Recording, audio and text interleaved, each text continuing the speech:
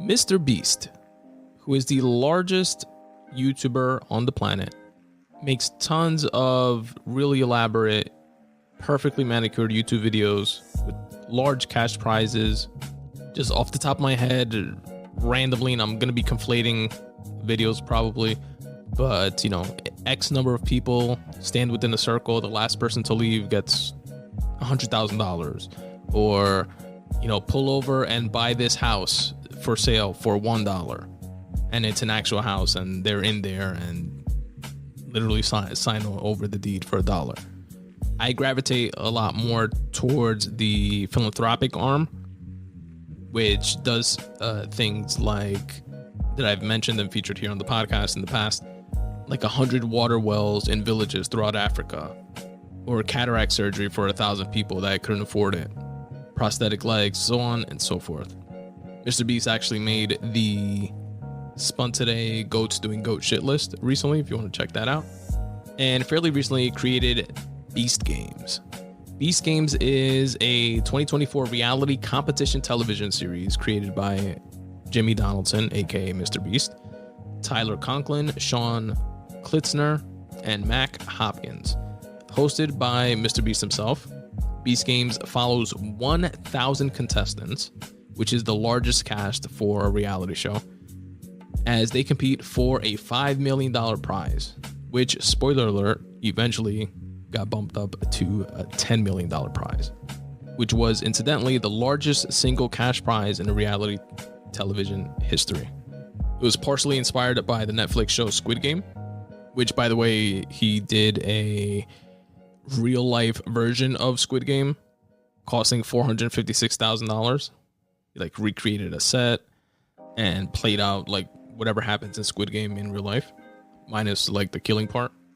And honestly, I'm usually not into like reality TV, you know, like game show type of things, but I am a supporter of Mr. Beast. I like his stuff, and more so like what he seems to like stand for and back up with his actions. Like he has this like self-righteousness to him that I gravitate towards. So I decided to give this show a shot when he was promoting it, and it was so fucking good. There's 10 episodes available on Amazon Prime, and he actually was recently on with Steven from The Diary of CEO, which is a great episode, and I'll link to it in the episode notes for you guys to check out, and said that he lost like tens of millions of dollars on the first season, but the goal was to be able to make the first season as big as possible to pave the way for like future seasons. But the show itself broke so many records. Like I mentioned before, the largest cash prize ever, the most contestants ever. I think it was like, it broke like 50 different Guinness World Records, most cameras ever, so on and so forth. And I'm just going to break down, just to give you guys an idea of a few of the different competitions and what to expect when you watch the show. So it starts off with 1,000 people on 1,000 platforms in like rows of, I don't even know how many, but probably like 20 rows of 50 or something like that, whatever equals to 1,000. Can't do math right now. And each platform has its own camera. You know, people are speaking into it, and you get to know some of their like personalities. And the first challenge is that one person per row has to eliminate themselves, meaning take themselves out of the competition. And if they do so, if they sacrifice themselves, their entire row is saved and gets to go on to the next round. So each of these people signed up for a chance to go at this $5 million prize. So obviously they don't want to eliminate themselves, but the final 3 rows that don't have someone sacrifice themselves, the entire rows get eliminated all in one shot. Then after that round, there's another round where he starts bribing people, and he says, all right, now the rows become columns. So going, instead of front to back or top to bottom, going left to right, now that's your row, that's your column. And people are going to be given the opportunity to take a bribe. And then if they take the bribe, they keep the money for themselves, but their entire row gets eliminated. So it's not a sacrifice, it's like the other way around. And everybody's, you know, like coercing each other not to take the bribe. You know, and first it's a $10,000 bribe. Then it goes up to 20,000 and 50,000 and 80 and 100,000, and it just keeps going up and up and up. And you just see a whole bunch of people that were like steadfast at first, like start to crack and break and be like, oh, I'm taking the 30, I'm taking this to that, and just eliminating their entire row. Then there's more like game focused challenges. So they all go to this like tower, and they have to, these like balls fall from the sky and they have to catch it without letting it touch the ground. They touch the ground. If it, slips and touches the ground, their entire team is eliminated, like that type of thing. They have trivia style games just with like random questions. And in each of these games and challenges, people get eliminated, right? There is a sick challenge where they make all the contestants that are left select a leader to represent their group. And there's 4 different leaders elected, and the people have to like make a case for themselves. I'll be the leader, but they don't know what they're going to be up against, what they're going to lead, what the challenge is going to be. So 4 people go up to the podium, and then they are presented with a bribe.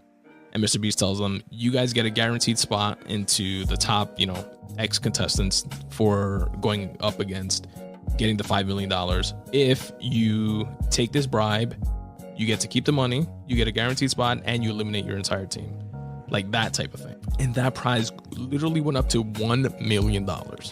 So it was telling 4 people, take $1 million right now and eliminate your entire team. And mind you, these are 4 leaders that were selected by the people to represent them, but they didn't know why. So now they're like, oh, fuck. Then there's like races, like potato sack races. There was an interesting challenge where groups of 3 were put into these isolated cubes, and only 2 people could come out to move forward.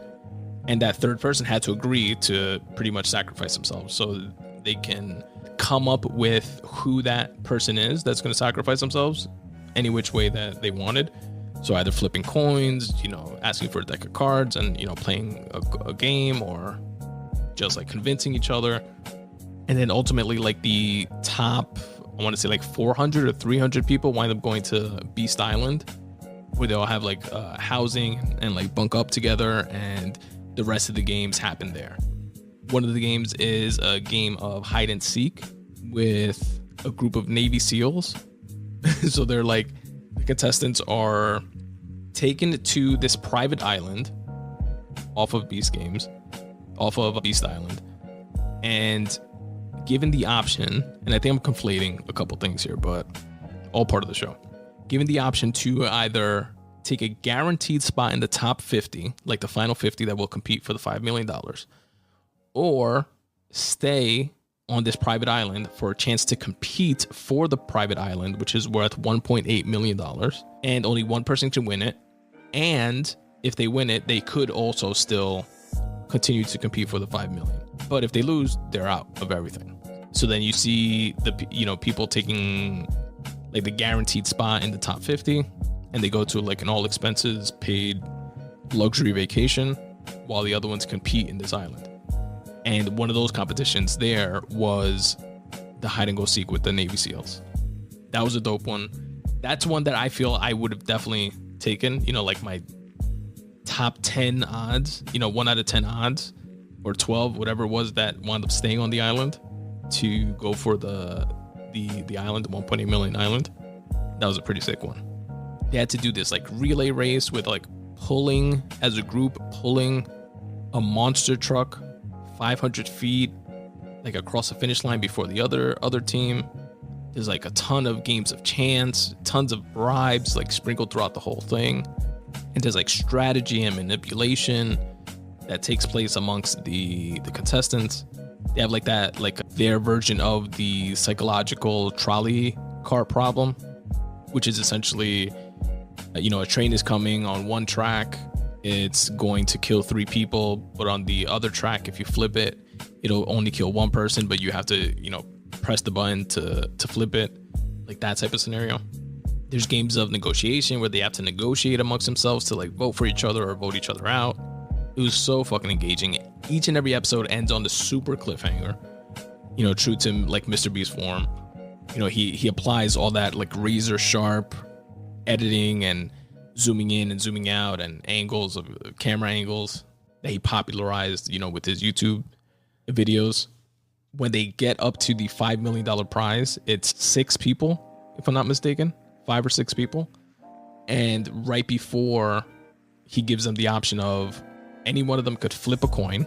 And if they call the coin correctly, he's going to double it to 10 million. That's why I went from 5 million to 10 million.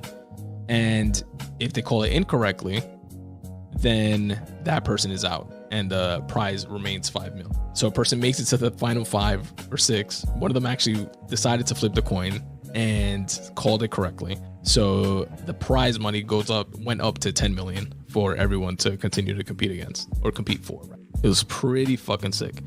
And in the end,